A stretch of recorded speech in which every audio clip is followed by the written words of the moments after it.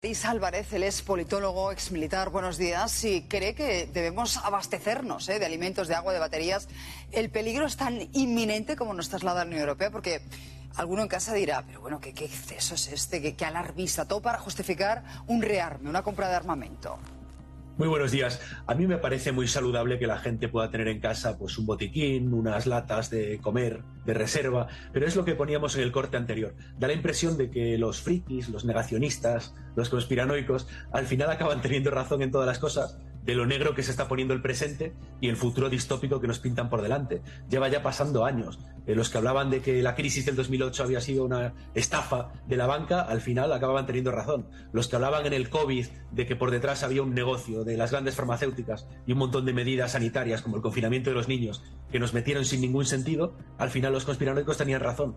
Los que han estado hablando de que la guerra de Ucrania era por los intereses de Estados Unidos en quedarse sus recursos y sus tierras raras y no una guerra por la democracia y la libertad de Europa, al final llega Trump y confirma que tenían razón. Y ahora con esto, con el tema de los preparacionistas, de las catástrofes, de que la Unión Europea nos quiere amedrentar con una serie de peligros, pues parece ser que también tienen razón, porque lo que se trata aquí es de que la Unión Europea está inmersa ahora mismo en un programa de rearme en el cual tiene que persuadir a los ciudadanos de que hay unas amenazas inminentes que justifican que transfiramos una parte enorme de nuestros recursos públicos, presupuestos e impuestos a una serie de grandes empresas internacionales, europeas y americanas de armamento. Y para crear este estado de alarma, como se decía en el COVID, para crear este alarmismo, pues hay que ir saltando de unos peligros a otros, que si las nuevas pandemias, que si el cambio climático, que si Rusia que mañana nos va a invadir, para generar un estado que han entendido que es más útil para controlar a las masas que el mero estado de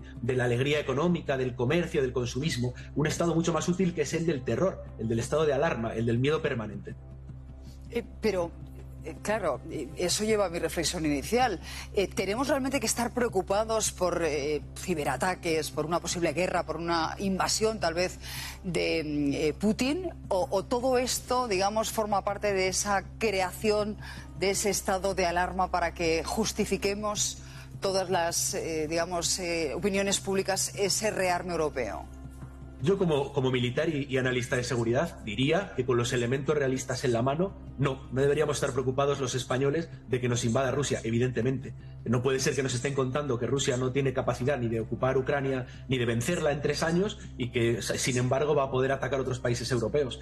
Rusia no es una amenaza directa para España. España quizás tiene, por supuesto que tiene problemas de seguridad, pero los puede tener quizás pues con Marruecos, quizás con el terrorismo, quizás con la piratería en el Mediterráneo, pero no desde luego con esto. Tampoco es Japón España. No somos un país como Japón que está en mitad de una falla con terremotos constantes, ni somos Polonia o Finlandia que está amenazada por Rusia. Somos un país bastante estable, somos un país que no, quitando las riadas y las inundaciones y alguna cosa así, no somos asolados periódicamente por grandes catástrofes climáticas, no tenemos un peligro inminente, ya digo, más allá de Marruecos. Entonces es un estado de alarma que, en mi opinión, es infundado y que sirve para tapar la quiebra del Estado, que sirve para tapar que el Estado, que es el que debería protegernos, muchas veces no lo ha hecho. No prepara las infraestructuras que necesitamos, no pone los medios para evitar catástrofes como la Dana o como los incendios forestales en el norte, y se pretende culpar al ciudadano de estas deficiencias en seguridad y hacernos ver que somos nosotros los que tenemos que ahorrar, hacer acopio y prepararnos, en vez de exigirnos a nuestros gobernantes que tengan una mejor preparación y una mejor inversión. Pues esta reflexión última es muy interesante, señor Álvarez.